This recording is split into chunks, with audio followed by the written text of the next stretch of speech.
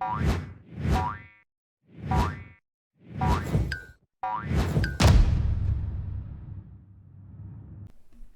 and welcome back to Frogboy X1 Gaming. I'm Andrew, and today we're going to be talking about PlayStation Spartacus, the new subscription service that is coming to PlayStation this summer. So if you like this content, don't forget to like and subscribe. Let's get started with this. If you're new, man, I hope you hit that subscribe button because this is only going to get better and better and better.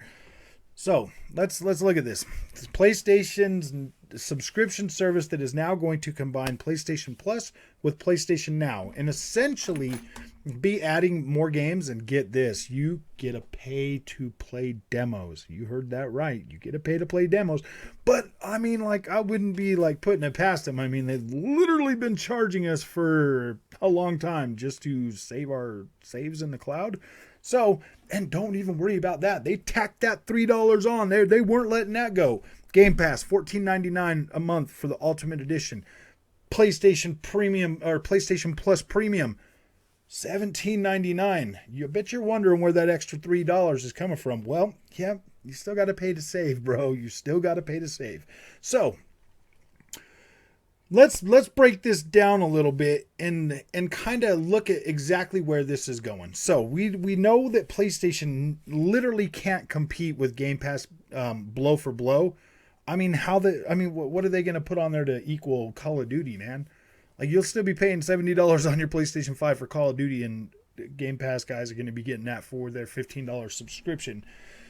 Now, I mean, I can understand that, I guess all the other third-party developers are like, yeah, man, we stand behind Spartacus. We stand behind it. So that's good. At least there will be some third-party support that will be coming to Spartacus, over the coming months or over time. I do see Spartacus as kind of a double-edged sword for PlayStation because they're going to need day-and-date type of games to drive that service, but they could also get away with not doing day-and-date, but making sure that us people that buy their games day one get to make sure we pay our tax and then use it as a bargaining chip to try to drive subscriptions. Xbox, you can, the first time, you can get up to 3 months of Xbox Ultimate Game Pass for $1. I do not see PlayStation trying to aggressively market this new premium service that they're going to have. In terms like that, but I do see them using their games, their first party games, a couple months after launch, maybe up to 6 months or whatever, as bargaining chips to get you to sign up for that. But we all know that most take Horizon Forbidden West. I literally bought that game last month. I played through it. It took me about 25 hours and I am done with it. So that would be considered a one and done, a $70 one and done game. That's the biggest thing that the PlayStation really can't afford to jeopardize with their content. So, because in Jim Ryan's eyes, he sees it as premium content, and it's a virtuous. He said something about it being a virtuous cycle between PlayStation as the brand and the developers and the consumers. That would be us, the consumers, the people that will buy these games and stuff like that. So this virtuous cycle, which me personally, I call it a vicious cycle, but this virtuous cycle that goes on is they invest all this money for the developers to build these amazing one and done games, and then they need to be able to recoup that money so they can continue to invest in that, because you just can't put quality games on a subscription service because they just won't do well enough. And nowhere have we ever seen that happen before. Oh, no. Actually, I take that back. We have seen that before. Didn't Flight Simulator score in the 90s? And oh yeah, that's right. Forza Horizon 5 got a 92. So, I mean, I guess there is precedent. We have seen high quality games on a subscription service, and we've seen them do really well. You wouldn't believe it. I mean, Flight Simulator, a game usually to where people that are serious about flying would be flying, and then you got people like me that are like, yeah, I'll download that on Game Pass. Yeah, I'll buy a flight stick. Yeah, I'll pay for planes. Yeah, I'll fly all over. Wow, man, it turned into a game pretty quickly. So I was like, dang, man, a lot of people actually played Flight Simulator, and a lot of people love it because why? It's a beautiful real next-gen experience. So there is precedent for quality games being put on a subscription service. So now I just don't know if I really believe the whole virtuous cycle thing. But, PlayStation, man, they're going to nickel and dime you for everything. I wish I had a nickel and a dime. But they're going to nickel and dime you for everything. And that's the way things go with PlayStation. But I do kind of see this as a double-edged sword for them, because after they get all of us, people that are going to buy the games day one to purchase these games, when they do start using those games as a bargaining chip to bring people to the subscription service, if they do it right, PlayStation could grow this thing and actually have a competitive and be able to compete better with Xbox Game Pass over time. I think that they could get to a position to where this would be profitable for them. But that's going to take a little bit of time, and they're going to have some pretty decent games in there. So, like, all joking aside, I really do kind of see this as either.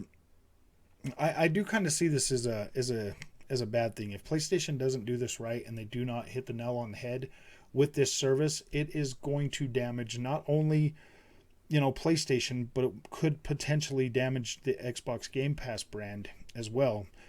You've got Xbox. I mean, this is why it will be easy for Sony to do this, because Xbox has literally been doing all the groundwork for this for a long time. They've done all the groundwork. People are starting to get used to a subscription service with games. The PlayStation brings it out, and see, the thing is if they bring it out and they don't deliver a good enough experience, it could potentially hurt the brand because of third-party support.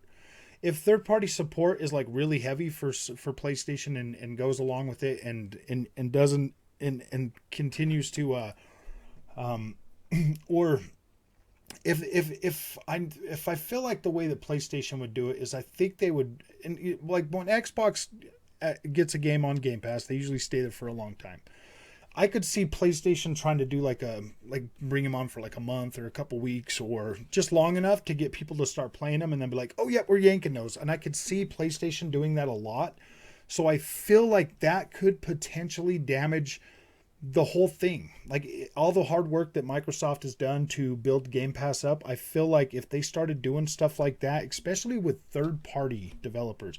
And why I say third-party developers is because like say you got somebody like 2K, they come out and you know how their games are like really heavily monetized. They bring the NBA 2K and they put it on, PlayStation Plus for a couple weeks. But they don't tell anybody it's only going to be a couple weeks, and they're like, yeah, go ahead and play this. It's free on the service, or whatever. So people download it and they start playing it and they start spending some money on the microtransactions, stuff like that.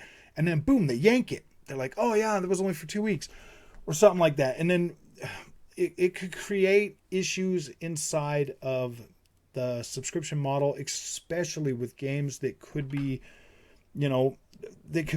heavily laced with microtransactions. I do feel like PlayStation is callous enough to do that type of stuff, because it really does feel like the greed is running PlayStation now. It's no longer, about the players. It's no longer about the games. It's no longer about the quality. It's no longer about the service. It's no longer about anything other than the quickest way to your wallet. I mean, you can already tell that with $17.99 to play demos and old games. I mean, they used to give Xbox a hard time. Oh man, it's all just old games. Game Pass brings a lot of day and date games, whether they're from indie games all the way up to full-fledged AAA games. They do bring a solid amount of games to Game Pass. A lot of that stuff, like every gamer is different. Every gamer, like not all gamers like to partake and play every single kind of game. So there are games on there that come out and I look at them and I'm like, yeah, I have no desire to play that. And there's other gamers like that don't want to play every single thing that drops on there, but every once in a while we do get something pretty solid. And Xbox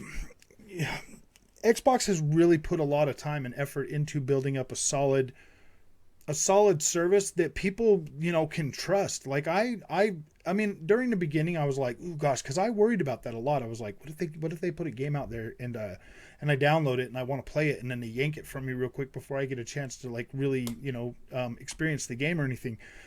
I can honestly say they haven't done that a lot. There have been some, like from like Rockstar, like with Red Dead Redemption, stuff like that have come to the service and then left pretty quick.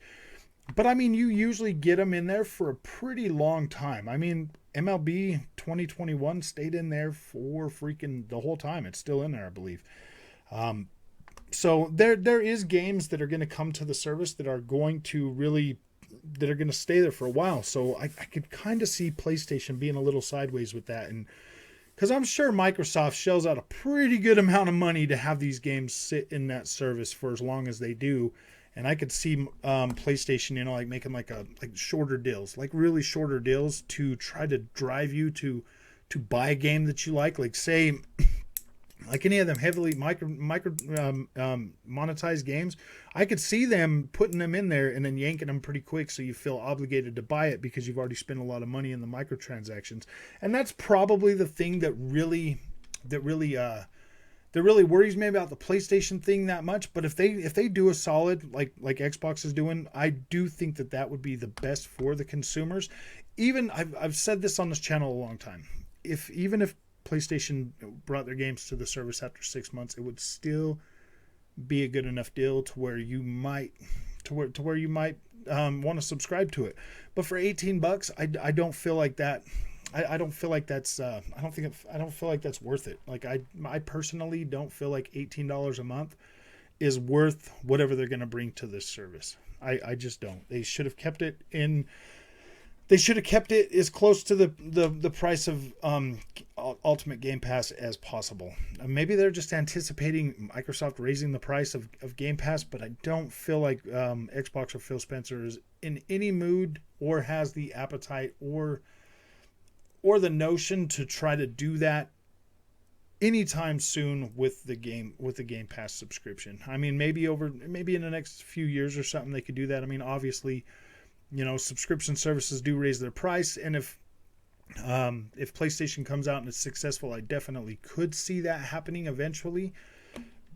But as it sits right now, my money's on Xbox Game Pass, and it's about time. PlayStation finally did it. They come out, they launch Game Pass, and or they bring out their service, and I mean, Game Pass is no longer the best value in gaming. It is literally the only value in gaming. So if you like this content and you thought what I said was pretty cool or whatever, don't forget to hit that like and subscribe button. I would definitely love it if you subscribed and came along for the ride, this journey. Almost been here about a year, and it's been pretty awesome. And without you, I couldn't do this. So I really do thank you. And we'll see you in the next one.